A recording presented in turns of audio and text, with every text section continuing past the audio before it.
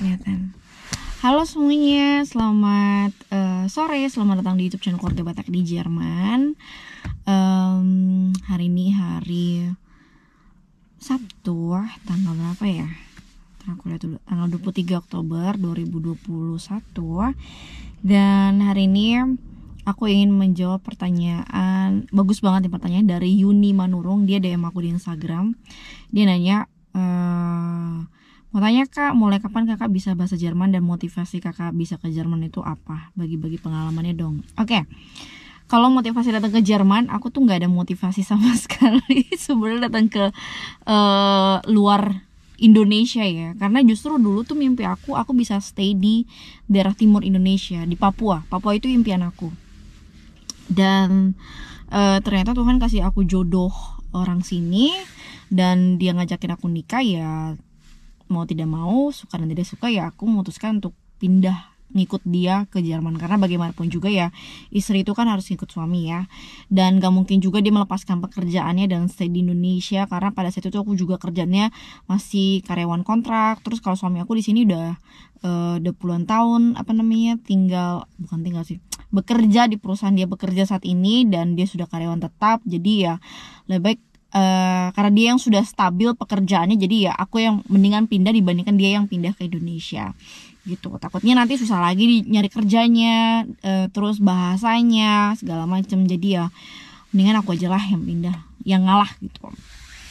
Terus aku belum kunci mobil. Terus sejak kapan aku bisa bahasa Jerman? Sebenarnya di tahun 2016, 1 tahun sebelum kita menikah, itu aku mulai belajar bahasa Jerman di Goethe Institut Jakarta. Waktu itu aku kelasnya cuman ngambil yang Selasa Kamis dan saat itu masih tercampur aduk ya antara pekerjaan, ngurus dokumen pernikahan dan juga les bahasa Jerman. Jadi pada saat itu aku menganggap bahwa aku kayak nggak belajar sama sekali. Dan aku juga punya temen di situ yang pelit ilmu. Jadi aku kayak ya udahlah. Akhirnya di tahun 2017 sebelum aku pindah ke Jerman, beberapa bulan sebelum pindah, di bulan April atau aku itu udah start mulai lagi belajar bahasa Jerman dari A1 sampai April, Mei sampai ya kayaknya April, Mei, Jun aku udah pindah. Jun atau Juli aku pindahnya ya. Pokoknya sekitar 2,5 bulan aku belajar. Dan itu aku langsung ngambil kelas yang setiap hari, yang Senin sampai Jumat dari pagi sampai siang. Dan disitulah aku bener-bener mulai nangkep pelajaran bahasa Jerman. Makanya aku memberanikan diri. Belum selesai kursusnya itu aku udah nekat ikut ujian A1 dan puji Tuhan aku lulus. Dan ya akhirnya aku berangkat ke Jerman gitu. Terus kalau misalkan mulai conversationnya itu, mulai berani ngobrolnya itu justru setelah beberapa bulan aku pindah ke Jerman. Itu aku berani mencoba untuk ngomong pakai bahasa Jerman. Itu pun awalnya aku memberanikan diri karena aku ngerasa aku sekarang udah tinggal di Jerman dan mau nggak mau, suka dan nggak suka, aku harus belajar dan aku harus bisa.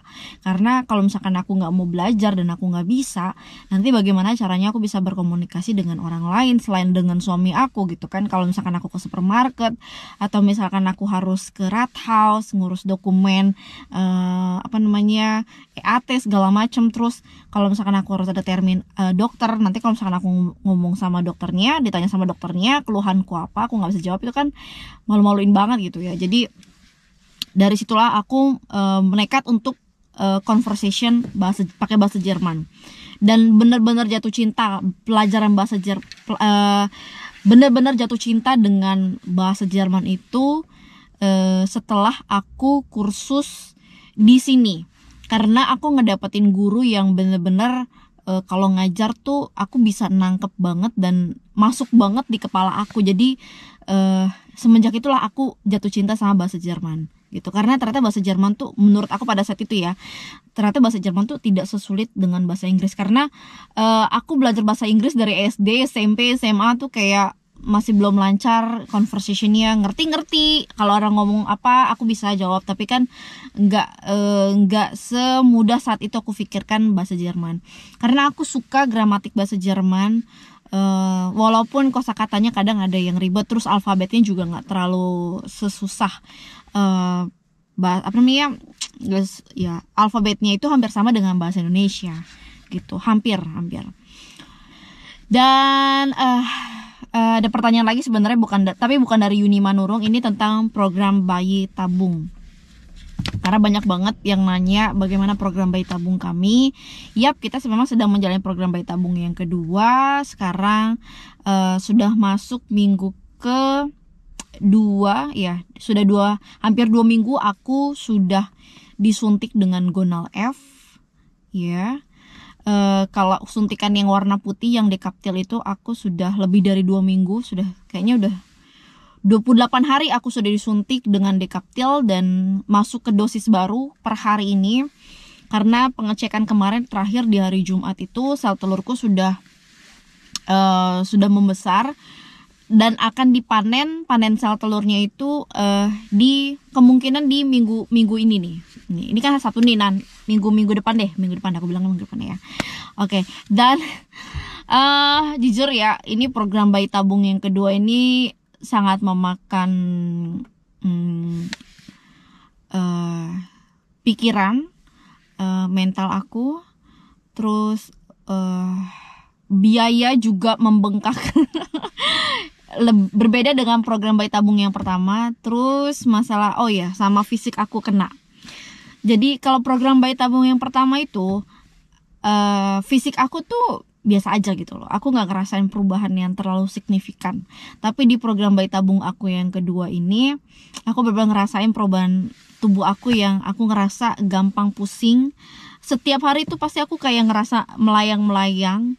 Terus sering buang angin katanya, ternyata itu adalah efek dari suntikan Gonal F. Terus mual-mual. Terus bagian belakang aku, tubuh aku nih, wah sakitnya minta ampun. Kemarin selama 3 hari itu parah sakitnya. Aku sampai duduk aja sakit, telentang sakit, semua posisi sakit. Jadi program bayi tabung yang kedua ini memang fisik yang kena.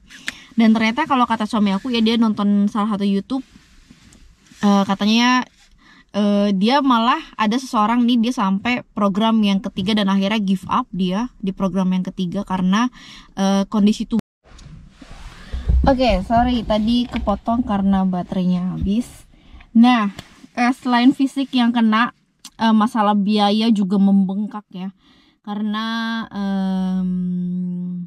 suntikan Gonal F-nya itu nambah yang 900 pokoknya dosis 900, dan baru kemarin kita beli tambahan dan itu harganya sekitar hampir 300 euro. Jadi itu aja udah hampir 4 jutaan lah ya, 4 juta ya, hampir 4 juta kan, pokoknya sekitar segitu. Plus Dekaptilnya aku juga nambah. Jadi kalian bisa bayangin, Dekaptil aku udah ngabisin berarti ini pakung yang keempat kayaknya, karena 200 200 200 201 200 200 200 2 pakung. Ya, ini masuk pakung yang keempat. Jadi kalian bisa bayangin 289 euro dikali 4 pakung. Terus Dekaptilnya aku habis 3 pakung. Pokoknya aku kemarin hitung-hitung untuk medikamennya aja itu aku udah ngabisin sekitar, bukan aku ya, suamiku suamiku yang bayar soalnya kan, sekitar 1.300-an euro hanya untuk medikamennya aja. Untungnya itu sudah di cover 50%. Untungnya itu 50% di cover sama asuransi. Jadi kalian bisa bayangin kalau misalkan itu nggak di cover sama asuransi, untuk obat-obatannya aja itu kita bayar sekitar 2.600 euro. Yang dirupiahkan itu tuh mahal banget ya bos. Itu udah bisa dapat motor berapa kita. Terus momen dong, sabar, belum selesai momen ya. Nah terus selain medikamennya itu tes antigen. Tes antigen di Jerman kan udah bayar ya. Kemarin sempat gratis dan dan amsyongnya aku dapat yang bayar karena start per bulan Oktober ini tes antigen di Jerman tuh udah bayar. Nah masalahnya kan pajak di Jerman juga gede guys, jadi wajar sih kemarin tuh sempat gratis. Sekarang udah bayar karena banyak orang Jerman nggak mau divaksin, jadinya pemerintah itu maksa untuk sekarang udahlah suruh bayar aja. Nah tes antigen, per tes antigen itu 12 euro. 12 euro itu sekitar ya hampir 200.000 lah. Per 2 hari aku tes antigen karena per 2 hari itu aku ke Münster. Wajib ultrasound itu loh, USG dalam, dicek kondisi sel telurnya, perkembangannya.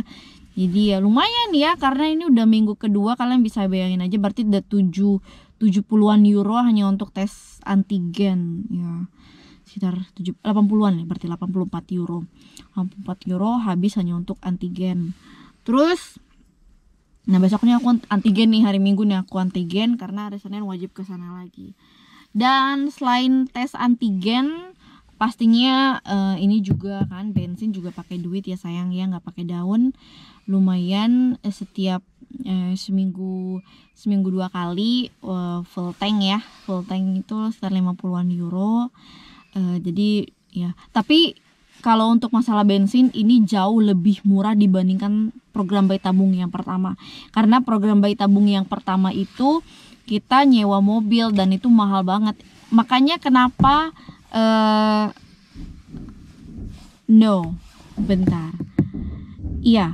kenapa aku akhirnya memaksa suami untuk beli mobil? Karena di program yang pertama itu suamiku tuh sekali nyewa mobil itu sampai sekitar 200 euro.